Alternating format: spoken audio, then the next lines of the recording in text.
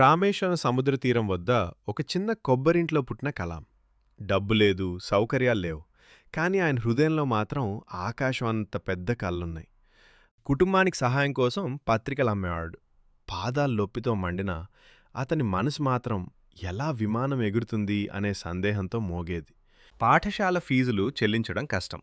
కాని గురువులు అతని మెరుపును గుర్తించి, ఈ పిల్లవాడు ఒకరోజు దేశానికి గర్వం అవుతాడు అన్నారు. చిన్న శరీరంతో పెద్ద ప్రయోగాలు. ఇంట్లో కొబ్బరి కట్టెలతో చిన్న రాకెట్ తయారు చేసినప్పుడు అతని కళ్ళలో మొదటిసారి శాస్త్రవేత్త మెరుపు కనిపించింది. అన్ని కష్టాల మీద గెలిచి మద్రాస్ ఇన్స్టిట్యూట్ ఆఫ్ టెక్నాలజీలో అడుగుపెట్టిన క్షణం అతని కళలు పుంజుకున్నాయి. ఇస్రోలో చేరిన తర్వాత మొదటి రాకెట్ పరీక్ష విఫలమైంది. జట్టంతా కుంగిపోయినా కలాం మాత్రం నవ్వుతూ అన్నారు, ఈరోజు నేర్చుకున్నాం, రేపు ఎగురుతాం. తర్వాత చేసిన SLV-3 రాకెట్ ఆకాశాన్ని చీల్చి పైకి వెళ్ళిన క్షణం అతని కన్నీళ్లలో దేశ ప్రేమ మెరిసింది. పాక్రాన్ పరీక్షల్లో అతని నాయకత్వం ప్రపంచం ముందు భారతదేశం శక్తిని చూపించింది.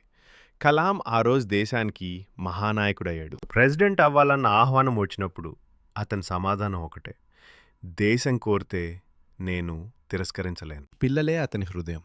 వారి ముందు ప్రసంగిస్తూనే అతని జీవితం ముగిసింది. ఆయన చివరి శ్వాస కూడా దేశానికి అంకితం. కలాం గారి ప్రస్థానం భారతదేశమంతా కన్నీటి ప్రవాహమైంది. ఎందుకంటే ఆయన ఒక శాస్త్రవేత్త మాత్రమే కాదు, ఒక ఆశ. కలాం గారి జీవితం చిన్నది, కానీ ఆయన ప్రభావం అనంతం.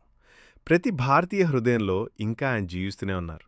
కలాం గారు మాకు నేర్పింది ఒక్కటే, పేదరికం అడ్డంకి కాదు, మన కళ్ళలోని అగ్నే విజయానికి నిజమైన చావి. ఒక దేశాన్ని మార్చడానికి ఒక కళ సరిపోతుందని ఆయన నిరూపించారు.